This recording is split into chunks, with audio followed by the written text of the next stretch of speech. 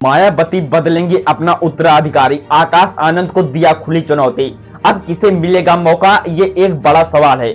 आपको बता दो, दिल्ली विधानसभा चुनाव में बहुजन समाज पार्टी की करारी हार के बाद 5 दिन पहले ही मायावती ने अपने समधी आकाश के ससुर डॉक्टर अशोक सहित 2 नेताओं को पार्टी से निष्कासित कर दिया था। और आपको बता दूं, पार्टी विरोधी गतिविधियों पर यह कार्यवाही की गई थी। बसपा प्रमुख के ताजा रुख के सवाल उठाए जा रहे हैं कि क्या आकाश आनंद को भी अब मायावती जी राजनीतिक उत्तराधिकारी नहीं रखेंगे। जो दोस्तों, समधी अशोक को निष्कासन के बाद बहुजन समाज पार्टी अब उत्तराधिकारी बदलने तक के लिए संकेत सोशल मीडिया पर पोस्ट कर रही है। कांसी राम के मूवमेंट को बढ़ाने वाला ही होगा वास्तविक उत्तराधिकारी।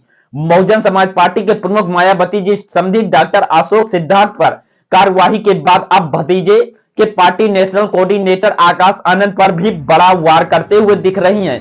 बहुजन समाज पार्टी के पिछले वर्ष आकाश आनंद को अपना राजनीतिक उत्तराधिकारी घोषित किया गया था और रविवार को उन्होंने सोशल मीडिया के अपने एक्स हैंडल पर एक ऐसा बयान दिया और दोस्तों 5 पोस्ट कर दिए, उत्तराधिकारी बदलने के संकेत भी दिए। मायावती ने कहा कि उनका वास्तविक उत्तराधिकारी वही होगा जो मेरी तरह हर परेशानी उठाकर कांसी राम द्वारा स्थापित मूवमेंट को आगे बढ़ाने का काम करेगा और उसमें जी जान लगा देगा। दिल्ली में हार के बाद समधी सहित 2 नेताओं को जो बहुजन समाज पार्टी ने निष्कासित कर दिया।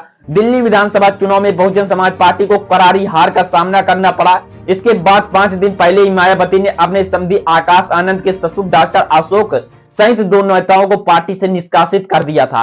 आपको तो ये पता ही है, पार्टी विरोधी गतिविधियों पर यह कार्यवाही की गई थी और बहुजन समाज पार्टी प्रमुख के ताजा रुख और सवाल उठाए जा रहे हैं कि क्या अब आकाश आनंद अब मायावती जी के राजनीतिक उत्तराधिकारी नहीं रहेंगे।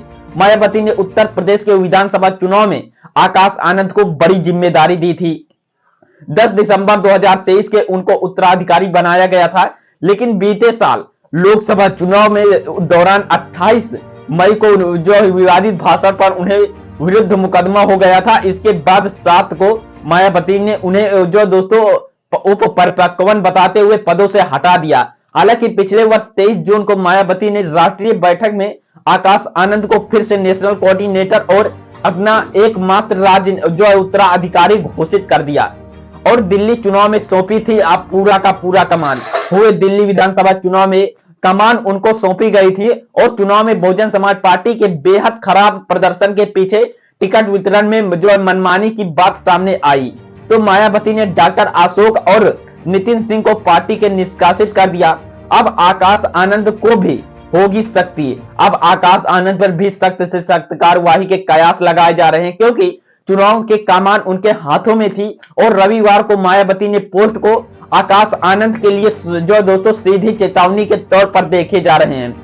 चर्चा यह है कि मायावती ने साफ तौर पर यह कहना चाह रही थी कि ट्वीट के हिसाब से कि उत्तराधिकारी छीना भी जा सकता है और किसी दूसरे को अवसर मिल सकता है। आपको बता दूं, विकल्प के तौर पर उनके दूसरे भतीजे ईशान का नाम भी लिया जा रहा है।